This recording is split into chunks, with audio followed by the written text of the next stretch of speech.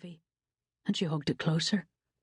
The breeze picked up between the Venetian buildings, blowing gently down the narrow canal. She continued forward, over the small bridge, up the walkway, past the arriving gondoliers who watched her and wondered. Grant told her she moved differently, with singular grace and arrogance, and she looked like what she was, strong and dangerous. And then he'd held her close, stroked her long hair and whispered against her temple that only the very stupid or the very desperate would mess with her. She felt a warm punch to her heart thinking of her husband of 10 months, how the green of his eyes turned nearly black when he was kissing her. Soon she would be with him again.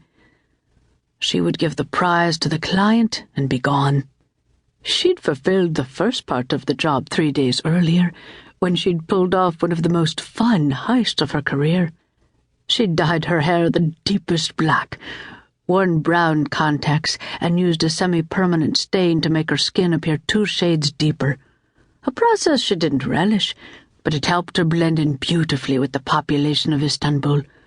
With her forged credentials, which included a signature from Turkish military leader Hulusi Akar, the palace authorities had followed orders and assigned her to work security at the Topkapi Palace.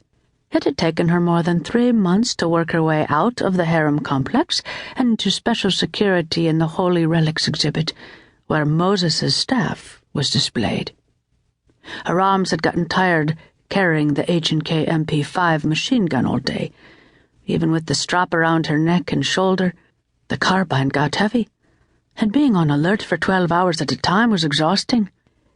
Despite the heat and grit and the hordes of tourists trooping in and out of the treasure-filled rooms in the palace, her assigned areas gave her a lovely view of the Bosphorus. The sun shined on the water, sprinkling diamonds. The sea breezes cooled her, and the tourists gathered nearby to take photos. She was careful, very careful, never to get in the shots.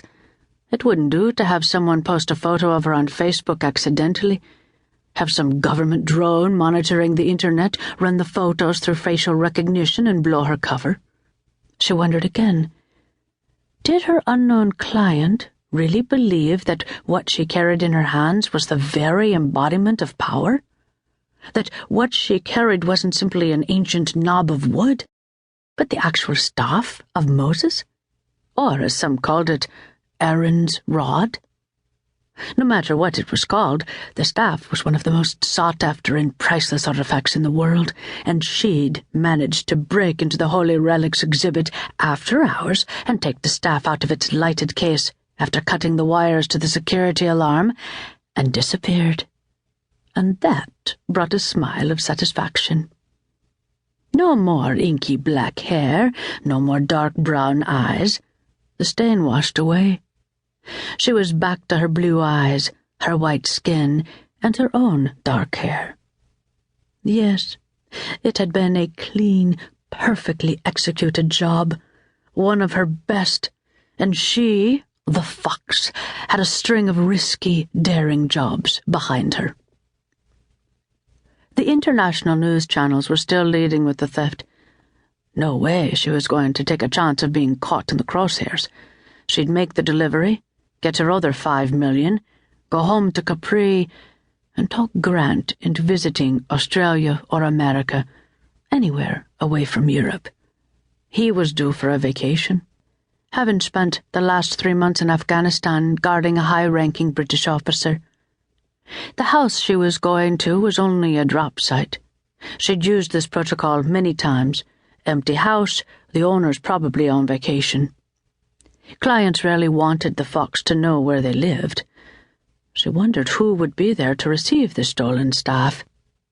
A winding alleyway took her deeper into the neighborhoods, along the canals, and there it was, a simple, classic Venetian home, red brick, the 2nd and 3rd floors balconied, set between a narrow street and a small canal. She went up the steps, knocked on the dark green door, waited a moment before the thick old wood swung open. An older man in a dark suit and silver tie told her to come.